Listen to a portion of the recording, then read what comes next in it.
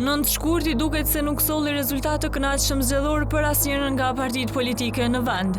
Ndonse lëvizja vetëvendosje doli partia e parë me 42.27% të votave, pasoi rënje prej 10% nga zgjedhjet e fundit dhe kështu nuk mund ta formojë qeverinë e vetme, teksa ka 48 deputet. Partia Demokratike e Kosovës doli partia e dytë me 20.96% dhe do t'i ketë gjithsej 24 ulëse në kuvend. Pas FDK-s, partia e tretë doli Lidhja Demokratike e Kosovës me 18.43% dhe do t'i ketë 20 mandate. Ndërsa koalicioni AAK-Nisma ka fituar 7.8% të votave, që atyre u siguron 8 ulëse në kuvend, prej tyre 3 nga Nisma. Po ashtu, kuvendi rezervon dhe 20 ulëse, 10 për ato të komunitetit jo shumic dhe 10 për komunitetin serb. Mirë po, shumë emra të njohur të partive kanë mbetur jashtë kuvendit duke mos arritur të sigurojnë një ulëse në kuvend. Në anën tjetër, emra të rinj nga të gjitha partitë do të jenë për herë të parë pjesë e kuvendit të Kosovës. Por kush fitoi e kush humbi në këto zgjedhje parlamentare dhe cilat janë arsyet që ndikuan në një rezultat të tillë?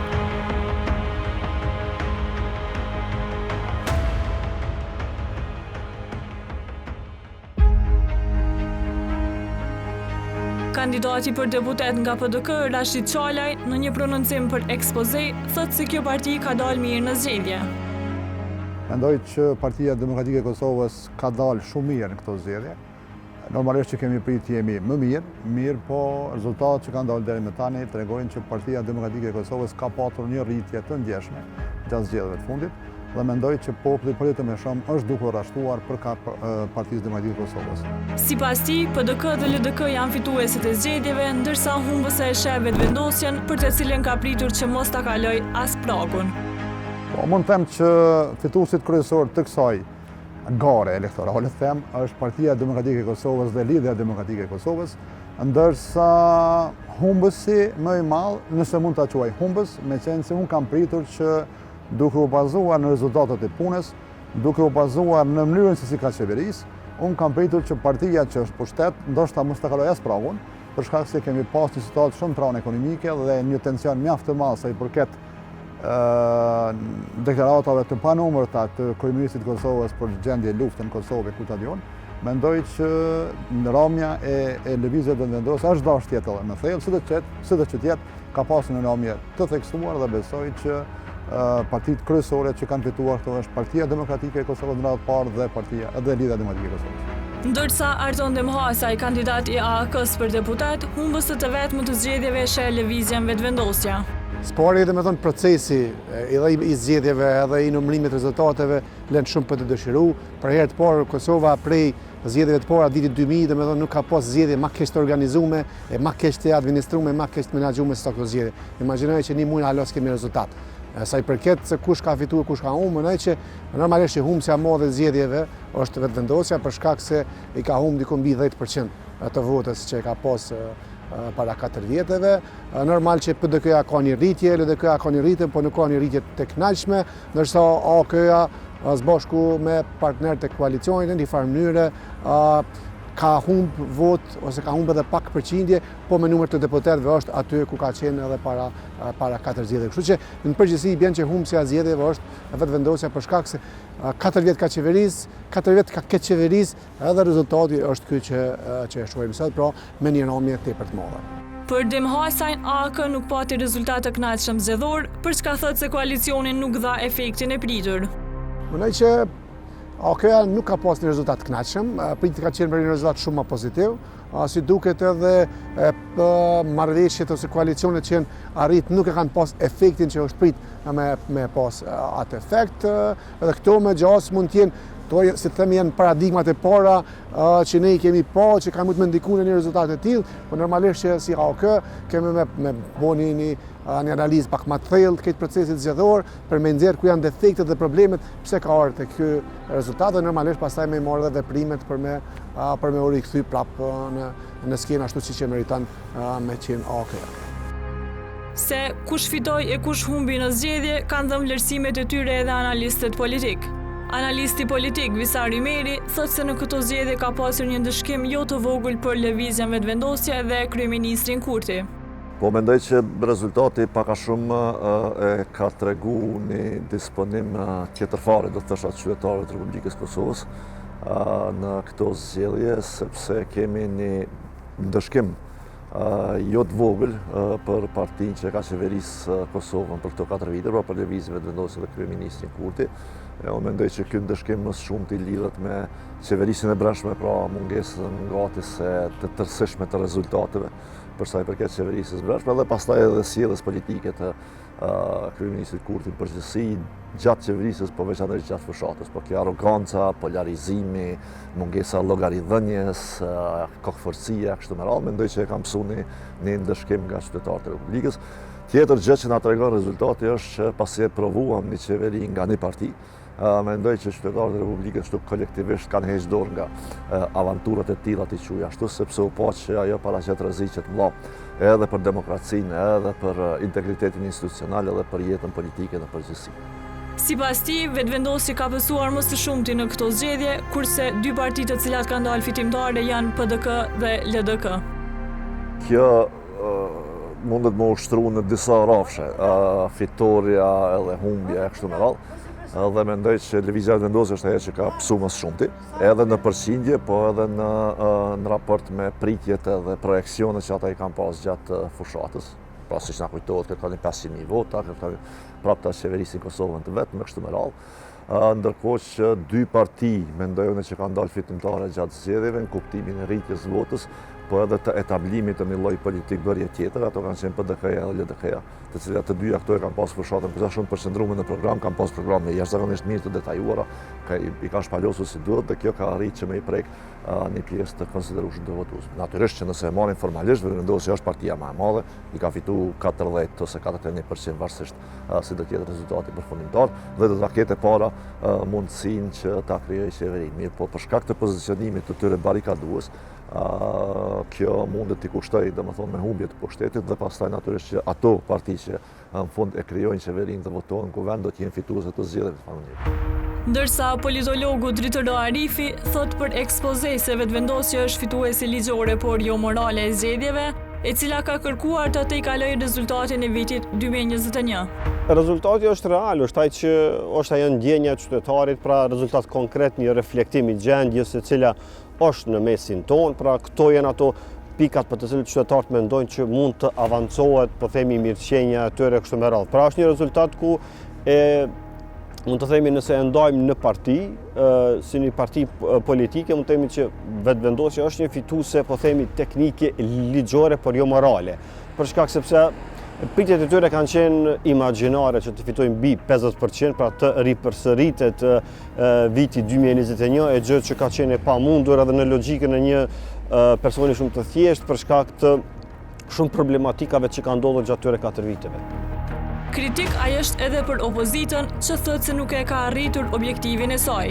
Në këtë rast vetvendosja është një fituese ligjore dhe teknike, por jo morale, për shkak sepse rënja 10% është një numër i madh dhe pritshmëritë e tyre nuk janë ato që kanë qenë pra që t'i marrin mbi gjysmë milion votues. Pra kjo është ajo. Normalisht që janë fitues të zgjedhjeve, por tash i mbetet që vetvendosja e ka të hapin e parë që ta krijojë qeverinë, e cila do ta ketë shumë vështirë, sepse edhe nëse krijon qeverinë, jo vështirë me kriju, por vështirë do ta ketë që ta bëjë shumicën parlamentare dhe kjo do ta dëmtoj në proceset e më të tjeshme. Pra ne kemi pa një vetvendosje me 51%, s'ka arritur ti arritë të gjitha objektivat, e tash mos flasëm për një qeveri të pakicës, pra që është shumë fragile.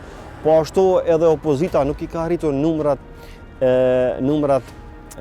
specifik që ata kanë pasur si qëllim. Pra opozita në një farë mënyre mendoj që është humbsi më i madh në kuptimin edhe të votës popullore, edhe pse ka një ngritje edhe të LDK-ja edhe të PDK-ja, alianca është aty, por 4 vite në opozit është dashur që të lëvizin pak më shumë nga pozitat që kanë qenë, dhe këta kanë lëvizur shumë pak, e që është e pamjaftueshme për opozit në 4 vite, kur e krahasojmë një qeverisje që nuk ka qenë e mirë, po themi.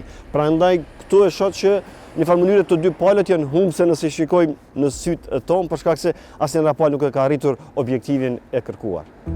Kurse analisti politik Shemsi Jashari thotë se rezultati i zgjedhjeve të 9 shkurtit nuk ishte i kënaqshëm për asnjërin nga partitë politike. Një rezultat që nuk i kënaqi as partinë që ishte në pushtet, po as partitë opozitare. Më thonë, Lëvizja Vetëvendosje nuk arriti me mbajt rezultatin që e kishte, në pat një ramë i bukur, të madhe, të konsiderueshme, po edhe partitë opozitare nuk është se i arritim pritjet e veta. Më thonë, kemi një rritje solide të PDK-s, jo shumë, po një rritje të vogël të LDK-s jashtë pritjeve, për me qenë sinqert, edhe një koalicion AKN-isma e cila në fakt nuk pati rritje, po pati një rritje të rezultatit. Dhe duket që sikur mos të kishte një koalicion me nismen, do të ishte buz pragut për të kaluar apo jo.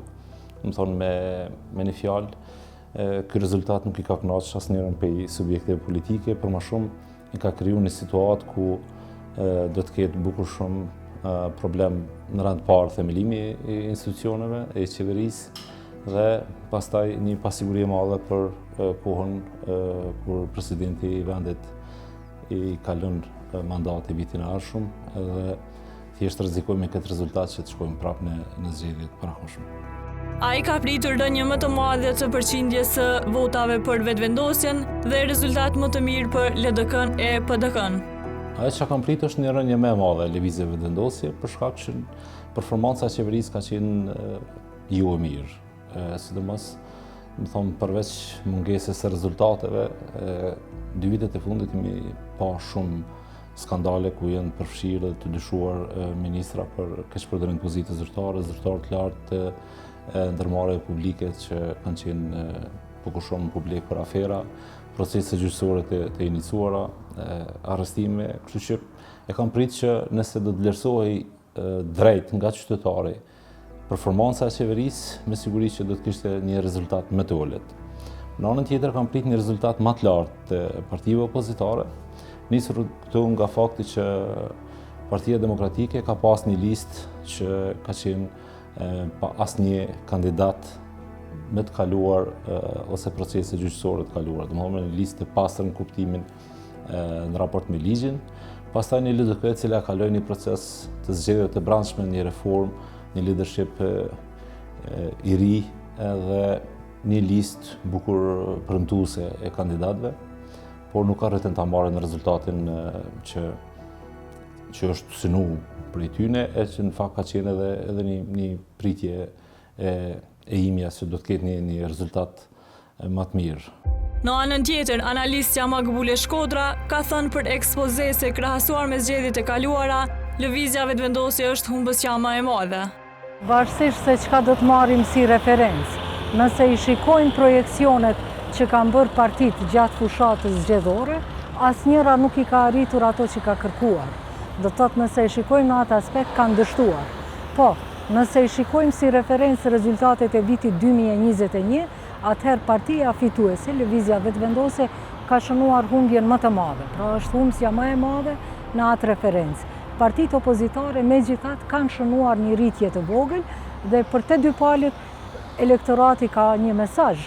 Dhe mesazhi është që partia fituese, Lëvizja Vetëvendosje, duhet të reflektojë shumë dhe të përmirësohet, përndryshe do të shkojë kështu duke e humbur votën, ndërkaq partitë që janë në opozit duhet të reflektojnë dhe të reformohen edhe më shumë, pra, të vazhdojnë me reformat që i kanë bërë. Ajo ka analizuar dhe rezultatin e partive opozitare ku LDK e PDK patën ngritja. PDK-ja ka shënuar një rritje, jo ashtu siç e ka menduar, megjithatë ka dalur mirë që tregon që elektorati vet, ata që janë besnik ndaj tyre, janë aty dhe një pjesë që ndoshta kanë ikur e janë hamendsuar, janë kthyer. E njëjta gjë ndodhi edhe me LDK-n. Ata që shkuan pas zonjës presidente aso kohë, besoj që një pjesë e tyre u kthyen, ndoshta një pjesë janë asimiluar, ose një pjesë edhe nuk kanë dashur të votojnë nga zhgënjimi që e kanë pas me Lëvizjen Vetëvendosje. Ndërkaq sa i përket AK-s, nuk po shoh ndonjë ndryshim. Rezultati që është arritur fal bashkëpunimit me nismën dhe me koalicionin që kishim edhe me 2 grupe të tjera brenda vetës. Kështu që ata do duhej kjo të ishte do të thotë një mesazh për ata që duhet të reformohen. Patjetër duhet të reformohen në mënyrë që në zgjedhjet e ardhshme të performojnë më mirë. Por cilat janë arsyet që ndikua në këtë rezultat të zgjedhjeve që u mbajtën me 9 shkurt në Kosovë? Rashid Qala i PD-s rendit disa prej tyre, teksa shpreson që Bedri Hamza të jetë kryeministri i Kosovës. Faktori kryesor po flas për Partinë Demokratike, nuk jam kompetent flas për parti tjera. Mendoj që ka qenë një fushat shumë e kulturuar. Kemi pas një kandidat më të mirë për kryeministër, zotin Bedri Hamza, dhe unë shpresoj që zoti Bedri Hamza do të jetë edhe kryeministri i jashtëm i shtetit Kosovës. Dhe mendoj që programi i tij, mënyra se si është bërë kampanja zgjedhore, mendoj që kanë bërë që qytetarët të votojnë Partinë Demokratike të Kosovës. Kurse Dritëro Arifi thotë se vetëvendosja do të kishte rënje më të madhe, po të mos ishte çështja e veriut. Rezultati i parë, unë jam i bindur që vetëvendosja kishte pas rënje edhe më të madhe, po mos kishte qenë çështja e veriut. Por çështjen e veriut nuk mund ta marrësh 2 mandate.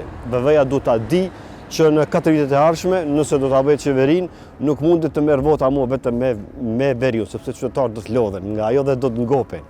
Opozita do ta ndryshojë komplet botkuptimin e politikbërjes. Pra, politikbërja nuk bëhet me lojën e njëjtë. Pra, duhet të ndryshojë shumë çka. Duhet të ndryshojë që nga perceptimi, që nga fjala e dhënë publike, dhe duhet të ndryshojë që nga figura që do t'i përfaqësojnë nëse vinë në qeverisje. Nëse janë në opozitë, ne po them duhet ta ndryshojnë lojën e sjelljes politike. Madje ai ishte të paqartë se si do të formohen institucionet bazuar në këtë rezultat. Për fat keq, rezultati na prodhon një politikë të vazhdimësisë së njëjtë. Kjo është problematika e gjithçka, prandaj thash në fund të ditës të gjithë jemi humbës. Ne asnjëherë nuk po flasim për një po themi arsim digjital, mjekësi të avancuar të shekullit 21, ne po flasim për gjëra po themi të shekullit të 20. Pra kjo është ajo që do ta dëmtoj zhvillimin e shoqërisë tonë. Ne kretë çka flasim është mlefi, urrejtja dhe një farë mënyre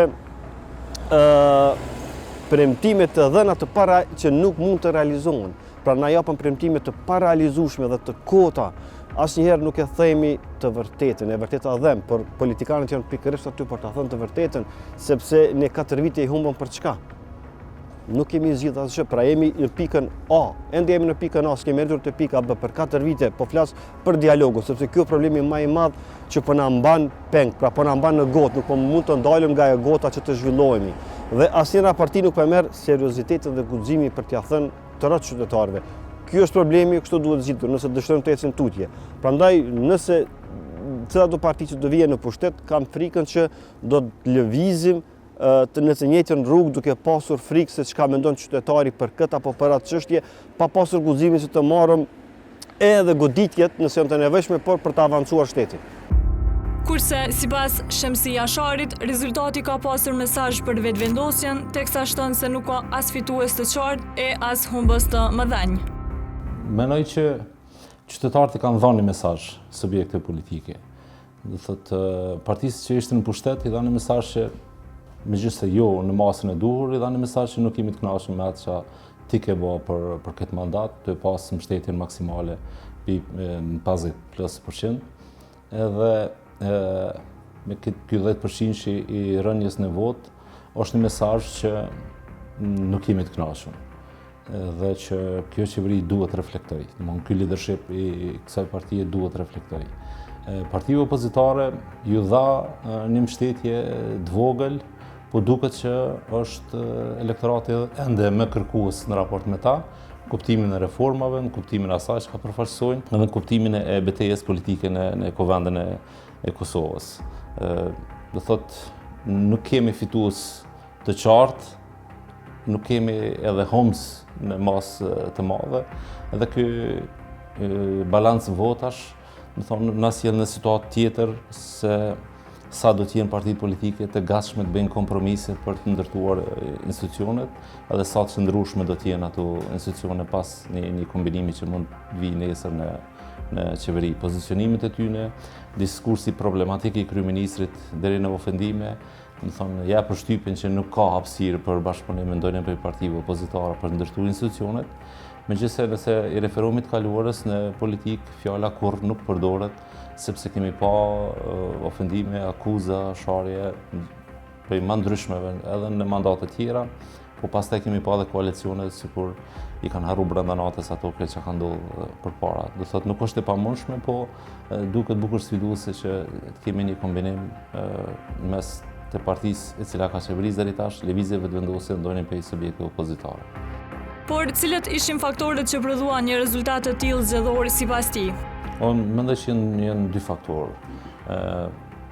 Faktori i parë është mungesa e rezultateve në qeverisje gjatë mandatit plot. Është në fakt mandati i dytë i një qeverie që e përfundon mandatin e plot 4 vjeçar. Mungesa e rezultateve në kuptimin e zhvillimit ekonomik, projekteve, kapitale, menaxhimit me institucione, depolitizimit të bordeve. Do thotë këtu është njëra prej arsyeve. Pastaj mos distancimi i kryeministrit Kurti ndaj zyrtarëve të lartë, ministrave, kur ata u futën në hetime dhe u ngritën akuzat ndaj ta. Në vend se të distancohej që do të binte konform zotimit të tij para se të merrte mandatin se ne jemi të pakorruptuar, ne nuk mbështetim njerëz që dyshohen për korrupsion, dole i kundërta. Edhe në kjo mungesë e performancës një faktor që ka bu shtetarin të mendoj që megjithatë ka qenë premtime fushate, ka qenë një diskurs siç dinaj ta bëj, po jo se dolen të vërteta. Pastaj mos prezantimi i programit politik, po marrja me ofendime, tentimi për të nxitur reagime edhe një gjuhë edhe përçarëse, edhe nxitse ndaj tensioneve. Mendoj që ka bërë një qytetar që bën analizë, ta kuptoj që një mandat i dytë, në fakt i tretë, po kërkohet për kryeministit Kurtit, por nuk po ofron as llogaridhënie për atë çfarë ka bërë në mandatin e kaluar, po as çfarë do të bëjë në mandatin që do ta merrë.